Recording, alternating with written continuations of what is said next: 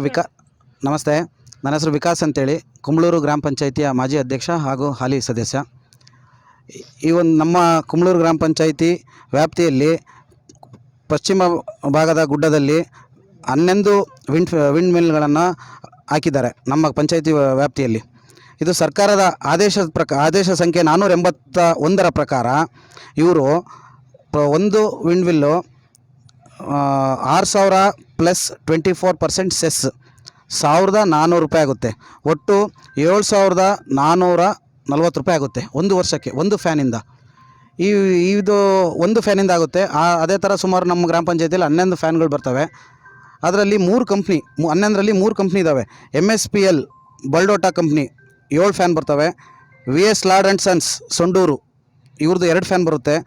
Ballari iron ores private limited Bellary ಇವ್ರದ್ದು 2 fan ಬರುತ್ತೆ. Total 11 fan ಬರುತ್ತೆ. ಇದರಲ್ಲಿ VS ಲಾರ್ಡ್ನವರು ಹಾಗೂ ಬಳ್ಳಾರಿಯವರು 2+2 4 ಫ್ಯಾನ್ನವರು ಕೂಡ ಪ್ರತಿ ವರ್ಷ ನಮ್ಮ ಪಂಚಾಯಿತಿಗೆ ಸರಿಯಾದ ರೀತಿಯಲ್ಲಿ ತೆರಿಗೆಯನ್ನು ಪಾವತಿಸ್ತಿದ್ದಾರೆ. ಆದರೆ ಇಲ್ಲಿ ಏನಪ್ಪ ಅಂದರೆ MSPL ಬಲ್ಡೋಟಾ ಹೊಸಪೇಟೆ ಕಂಪ್ನಿ ಇರೋ 7 ಫ್ಯಾನ್ ಇದ್ದಾವೆ. ಈ ಒಂದು ಕಂಪ್ನಿಯವರಿಗೆ ನಮ್ಮ ಗ್ರಾಮ ಪಂಚಾಯಿತಿಯಿಂದ ಸುಮಾರು ಈಗ 5 ವರ್ಷದಿಂದ ಒಂದು 10ರಿಂದ 15 ನೋಟಿಸ್ಗಳನ್ನು ಅವರಿಗೆ ಪಂಚಾಯಿತಿ ಅಭಿವೃದ್ಧಿ ಅಧಿಕಾರಿ ಮುಖಾಂತರ ಹಾಕಿದ್ದೀವಿ. ಯಾವುದೇ ಒಂದು ನೋಟಿಸ್ಗೂ ಒಂದೂ ಕೂಡ ಉತ್ತರ ಕೊಟ್ಟಿಲ್ಲ. ಫೋನ್ ಕರೆ ಮುಖಾಂತರ ಅವರು ಇಬ್ಬರು MD ಹಾಗೂ ಮತ್ತೊಬ್ಬರು ಇವರಿಗೆ ಫೋನ್ ಕರೆ ಮುಖಾಂತರ ಇಲ್ಲಿ ಗ್ರೌಂಡ್ ಲೆವೆಲ್ ಇಂಜಿನಿಯರ್ ಇದ್ದಾರೆ ಬಸವರಾಜ್ ಅಂತ, ಅವರಿಗೂ ಕೂಡ ಸುಮಾರು ಸರಿ ಹೇಳಿದ್ದೀವಿ. ಅವ್ರ ಹತ್ರನೇ ನಾವು ಪ್ರತಿಯೊಂದು ನೋಟಿಸ್ ಕೂಡ ಕೊಟ್ಟಿರೋದು. ಆಮೇಲೆ ಇನ್ನೊಬ್ಬರು ಬಳ್ಳಾರಿಯವರು ಜನರಲ್ ಮ್ಯಾನೇಜರ್ ಅಂತೆ, ಚಿದಾನಂದ್ ಅಂತ, ಅಸಿಸ್ಟೆಂಟ್ ಜನರಲ್ ಮ್ಯಾನೇಜರ್ ಅಂತೆ ಹೊಸಪೇಟೆಯವರು.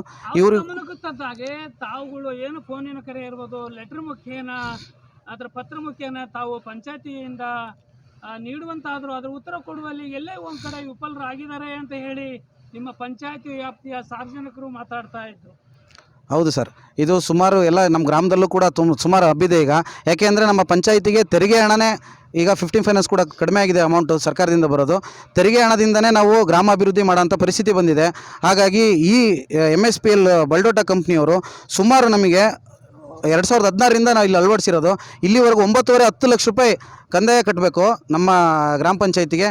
ಸರ್ಕಾರಕ್ಕೆ ಇವರೊಂದು ದ್ರೋಹ ಬಗೆಯಂಥ ಕೆಲಸ ಮಾಡ್ತಿದ್ದಾರೆ. ಗ್ರಾಮಾಭಿವೃದ್ಧಿ ಕೂಡ ಆಗ್ತಾಯಿಲ್ಲ.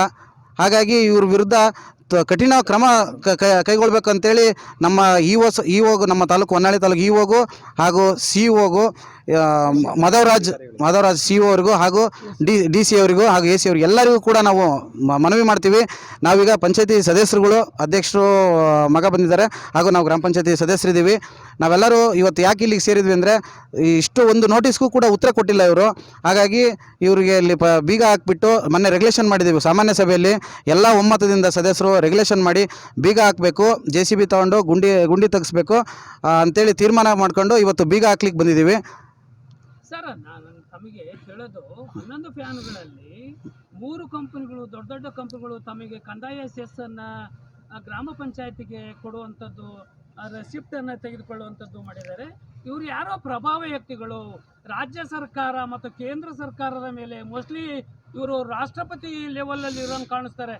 ಯಾಕಂದರೆ ಕಂದಾಯ ಸೆಸ್ಸನ್ನು ಕರ್ನಾಟಕ ರಾಜ್ಯದ ಕಂದಾಯ ಇಲಾಖೆಗೆ ದ್ರೋಹ ಬಗೀತಾರೆ ಅನ್ನೋದಾದರೆ ಮೋಸ್ಟ್ಲಿ ಇವ್ರು ಯಾರೋ ಫಾರಿನರ್ ಇದ್ದಾರೇನೋ ಅಂತ ಹೇಳಿ ಇರ್ಬೋದು ಸರ್. ಇದು ತುಂಬ ದೊಡ್ಡ ಕಂಪ್ನಿ. ನಾನು ಸಾಮಾನ್ಯವಾಗಿ ನೋಡಿರೋ ಪ್ರಕಾರ ಬಳ್ಳಾರಿಯಲ್ಲಿ ಮೊನ್ನೆ 5,000 ಎಕರೆದು ಕೊಪ್ಪಳದಲ್ಲಿ ಒಂದು ಏನೋ ಸ್ಟ್ರೈಕೆಲ್ಲ ನಡೀತು.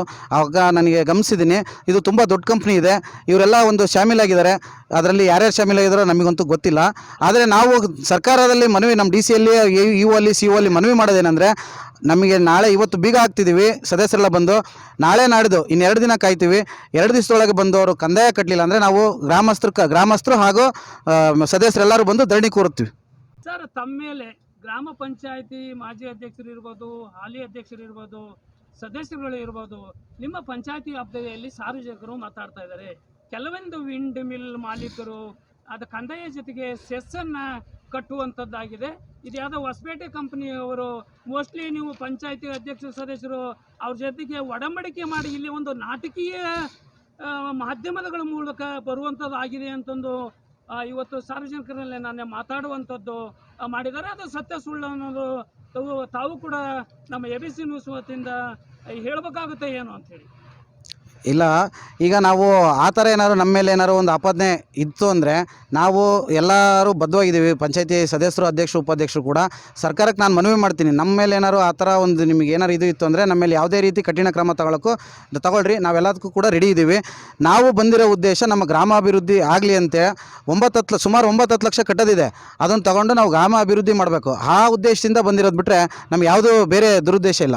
ಪಂಚಾಯತಿ ವ್ಯಾಪ್ತಿಯ ಅಧ್ಯಕ್ಷರು ಸದಸ್ಯರು ಅಂದರೆ ವ್ಯಾಲ್ಯೂವೇ ಕೊಡದೇ ಇದ್ದಂಥ ಮಹಾನ್ ವ್ಯಕ್ತಿಗಳು ಇವು ಇದ್ದಾರೆ, CO ಇದ್ದಾರೆ. ಮಾನ್ಯ ಜಿಲ್ಲಾಧಿಕಾರಿಗಳಿಗೆ, SP ಅವರಿಗೆ ಗಮನಕ್ಕೆ ಯಾಕೆ ತರಬಾರ್ದಾಗಿತ್ತು? ನಿಮ್ಮ ರೆಸಲ್ಯೂಷನ್ ಪಾಸ್ ಮಾಡಿದ, ಸಾಮಾನ್ಯ ಸಭೆ ಪಾಸ್ ಮಾಡಿದ ಕಾಪಿಯನ್ನು ಇಟ್ಟು ಲೆಟರ್ ಮುಖ್ಯನ ಯಾಕೆ ಅವರಿಗೆ ಕಾನೂನು ಕ್ರಮ, ಶಿಸ್ತು ಕ್ರಮ ತೆಗೆದುಕೊಳ್ಬಾರ್ದಿತ್ತು? ಮನವಿ ಮಾಡ್ಬೋದಾಗಿತ್ತಲ್ಲ ತಾವುಗಳು. ಸರ್, ನಾನು ಮೊನ್ನೆ ನಮ್ಮ ಗ್ರಾಮ ಪಂಚಾಯತಿಗೆ EO ಬಂದಿದ್ದರು ಸುಮಾರು ಈಗ 15 ದಿವಸದಿಂದ. ಅವಾಗೂ ಕೂಡ ನಾನು ಮೌಖಿಕವಾಗಿ ಹೇಳಿದ್ದೀನಿ, ಲೆಟ್ರ್ ಮುಖಾಂತರ ಕೊಟ್ಟಿಲ್ಲ. ಎಲ್ಲ ಸದಸ್ಯರು ಕೂಡ ಮೌಖಿಕವಾಗಿ ಎಲ್ಲರೂ ಹೇಳಿದ್ವಿ. ಅವರು ಆಯಿತು ಅಂತೇಳಿ EO ಕೂಡ ನಮಗೆ ಸರಿಯಾದ ಪ್ರತಿಕ್ರಿಯೆ ಕೊಟ್ಟಿಲ್ಲ. ಹಾಗಾಗಿ ನಾವು ಗ್ರಾಮ ಒಂದು ಅಭಿವೃದ್ಧಿಗೋಸ್ಕರ ಬಂದಿದ್ದೀವಿ ಸರ್. ತಾವುಗಳು ಕುಂಬಳೂರು ಪಂಚಾಯತಿಯ ಮಾಜಿ ಅಧ್ಯಕ್ಷರುಗಳು ಇದ್ದೀರಿ ಸರ್. ಈ ಹೊಸಪೇಟೆ ಕಂಪನಿಯವರು ಏನು ವಿಂಡ್ ಫ್ಯಾನ್ ಮಾಲೀಕರಿದ್ದಾರೆ, ಅವ್ರಿಗೆ ಕಂದಾಯ ಕಟ್ಟಿಲ್ಲ, ಸೆಸ್ಸನ್ನು ಕಟ್ಟಿಲ್ಲ. ಇವರು ರಾಜ್ಯ ಸರ್ಕಾರಕ್ಕೆ ಕಂದಾಯವನ್ನು ಭರಿಸುವ ನಿಟ್ಟಿನಲ್ಲಿ ದ್ರೋಹ ಬಗೆದಿದ್ದಾರೆ ಅಂತ ಹೇಳಿ ಆಪಾದನೆ ಮಾಡುವಂಥ ನಿಮ್ಮ ಪಂಚಾಯತಿ ವ್ಯಾಪ್ತಿಯ ಸಾರ್ವಜನಿಕರು ಹೇಳುವಂಥದ್ದಾಗಿ ತಾವು, ಯಾಕಂದರೆ ಜವಾಬ್ದಾರಿ ಸ್ಥಾನದಲ್ಲಿ ಇರ್ತಕ್ಕಂಥವ್ರು ಮೋಸ್ಟ್ಲಿ ಸಾರ್ವಜನಿಕರಿಗೆ ಅಥವಾ ಈ ಸರ್ಕಾರಗಳಿಗೆ ಏನಾರು ಕಣ್ ತರಿಸುವಂಥ ಕೆಲಸ ತಾವು ಮಾಡ್ಬೋದೇ ಹೇಗೆ ಅಂತೇಳಿ. ಸರ್, ಈಗ 3 ಕಂಪ್ನಿಗಳು ಸರ್ ನಮ್ಮ ಕುಂಬೂರು ಗ್ರಾಮ ಪಂಚಾಯತಿ ಒಳಪಟ್ಟಿರ್ತಕ್ಕಂಥ ಗುಡದಲ್ಲಿ 3 ಕಂಪ್ನಿಗಳು ಫ್ಯಾನನ್ನು ಹಾಕಿದ್ದಾರೆ. ಒಟ್ಟು 11 ಫ್ಯಾನು. 11ರಲ್ಲಿ 4 ಫ್ಯಾನಿನ ದುಡ್ಡು ಅಮೌಂಟ್ ತೆರಿಗೆ ಹಣ ಕಟ್ಟಿದ್ದಾರೆ. ಈಗ ಹೊಸಪೇಟೆ ಕಂಪ್ನಿಯರು ಏನಾದ್ರಲ್ಲ 7 ಫ್ಯಾನಿಯರು ಇವತ್ತಿಗೂ 5 ವರ್ಷದಲ್ಲಿ ನಮ್ಮ ಗ್ರಾಮ ಪಂಚಾಯತಿಯಿಂದ ಈಗ 15 ನೋಟಿಸನ್ನು ನಾವು ಜಾರಿ ಮಾಡಿದ್ದು ಅವರಿಗೆ. ಆ ನೋಟಿಸ್ಗೆ ಸಾತಿಗೆ ಅವರು ಯಾವುದಕ್ಕೂ ಬಗ್ತಾ ಇಲ್ಲ. ಅವರು ರಾಜಕೀಯ ಒಂದು ಒತ್ತಡದಿಂದ ಅವರು ನಮಗೆ ಆಟ ಆಡ್ಸಂಗೆ ಅಂತ ಇದ್ದಾರೆ. ನಾವು ಅದಕ್ಕೆ ಮೊನ್ನೆ ನಾವು ಸಾಮಾನ್ಯ ಸಭೆಯಲ್ಲೆಲ್ಲ ಕೂತ್ಕೊಂಡು ಮಾತಾಡ್ಕೊಂಡು 15 ಜನ ಮೆಂಬರ್ಗಳು, ಮಾಜಿ ಅಧ್ಯಕ್ಷರು, ಹಾಲಿ ಸದಸ್ಯರುಗಳೆಲ್ಲ ಸೇರ್ಕೊಂಡು ಅವರಿಗೆ ರೆಸಲ್ಯೂಷನ್ ಮಾಡ್ಕೊಂಡು ನಾವು ಇಲ್ಲಿ ಬಂದು ಹಾಕ್ಬೇಕಂತ ಒಂದು ತೀರ್ಮಾನ ತಗೊಂಡಿದ್ದೇವೆ.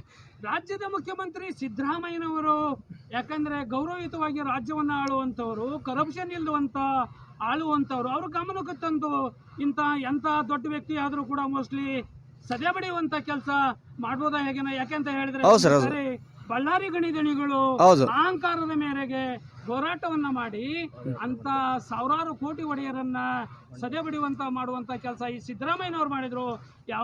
ಯಾವುದೋ ಒಂದು ಆಫ್ಟರ್ ಆಲ್ ಒಂದು 3 ಫ್ಯಾನ್ ಇಟ್ಟುಕೊಂಡು ಈ ವ್ಯಕ್ತಿಗಳು ರಾಜ್ಯ ಸರ್ಕಾರಕ್ಕೆ ಕಂದಾಯ ವಂಚನೆಯನ್ನ ಮಾಡುವಂತವರಿಗೆ ಒಂದು ಚಾಟಿ ಏಟನ್ನ ಬೀಸುವಂತ ಕೆಲಸ ಮಾನ್ಯ ಮುಖ್ಯಮಂತ್ರಿ ಸಿದ್ದರಾಮಯ್ಯನವರು ಎಲ್ಲೋ ಒಂದು ಕಡೆ ಮಾಡ್ಬೋದಾಗಿತ್ತೇನೋ ಅಂತ ನೀವು ಮುಖ್ಯಮಂತ್ರಿ ಯಾಕೆ ಗಮನಕ್ಕೆ ತರುವಂಥ ಕೆಲಸ ಮಾಡಲಿಲ್ಲ ಅನ್ನೋದು.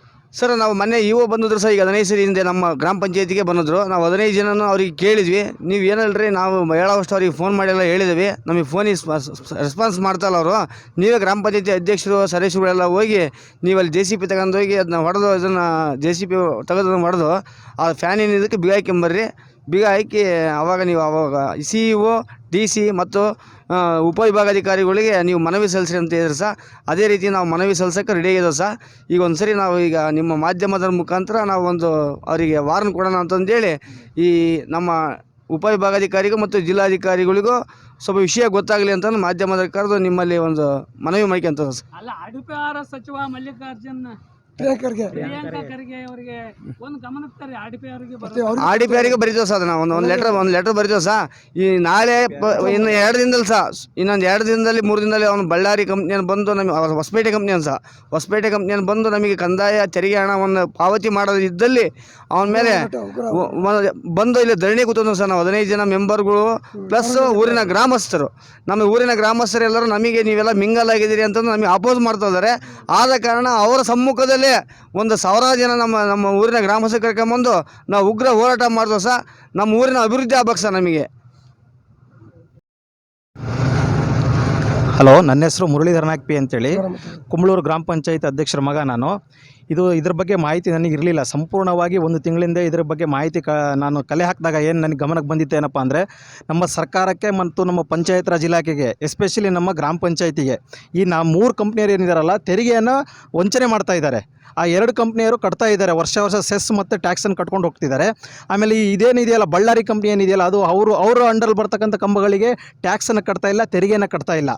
ಹಾಗಾಗಿ ಏನಪ್ಪ ಅಂತಂದರೆ ಈ ಒಂದು ದುಡ್ಡಲ್ಲಿ RDPR ಇಲಾಖೆ ಏನು ಆದೇಶ ಮಾಡಿದೆಯಪ್ಪ ಅಂತಂದರೆ ಸ್ಥಳೀಯದ ಇರ್ತಕ್ಕಂತಹ ಒಂದು ರೆವೆನ್ಯೂನ ಕಲೆಕ್ಟ್ ಮಾಡಿಕೊಂಡು ಆದಾಯನ ಕಲೆಕ್ಟ್ ಮಾಡಿಕೊಂಡು ನೀವು ಅಭಿವೃದ್ಧಿಯನ್ನು ಮಾಡಿರಿ ಅಂತೇಳಿ ಹೇಳುತ್ತೆ.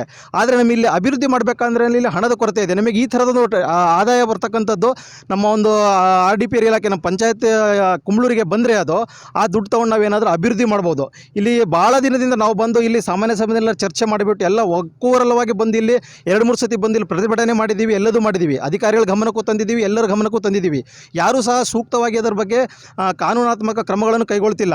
ಇಲ್ಲಿ ಏನಪ್ಪ ಅಂದರೆ ಇದು ತೆರಿಗೆ ಏನಪ್ಪ ಅಂದರೆ ನಮಗೆ ಈ ಪ್ರತಿಯೊಬ್ಬರು ಮತದಾರರಾಗಲಿ ಪ್ರಜಾಪ್ರಭುತ್ವದಲ್ಲಿ ಪ್ರತಿಯೊಬ್ಬರು ನಾಗರಿಕನು ₹1 ಟ್ಯಾಕ್ಸ್ ಕಟ್ತಾ ಇರ್ತಾನೆ.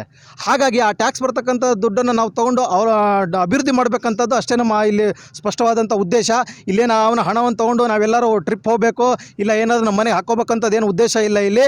ಹಾಗಾಗಿ ನಾವು ಏನಪ್ಪ ಅಂತಂದರೆ ಎಲ್ಲರೂ ನಾವು ಒಟ್ಟೆಲ್ಲರಿಗೆ ಬಂದಿರೋದೇನಪ್ಪ ಅಂದರೆ ಎಲ್ಲರದ್ದು ಒಂದು ಉದ್ದೇಶ ಏನಪ್ಪ ಅಂತಂದರೆ ಇವರು ತೆರಿಗೆಯನ್ನು ಏನು ವಂಚಿಸ್ತಿದ್ದಾರೆ, ನಮ್ಮ ಇಲಾಖೆಗೆ ಏನು ದ್ರೋಹ ಬಗೀತಿದ್ದಾರಲ್ಲ ಇವರನ್ನು ಸೂಕ್ತ ಕ್ರಮ ಕೈಗೊಂಡು ಅಧಿಕಾರಿಗಳ ಮುಖಾಂತರ ಅವರನ್ನು ಒಂದು ಕಾನೂನು ರೀತಿಯಲ್ಲಿ ಅವರಿಗೆ ಕ್ರಮ ಕೈಗೊಳ್ಳಬೇಕು.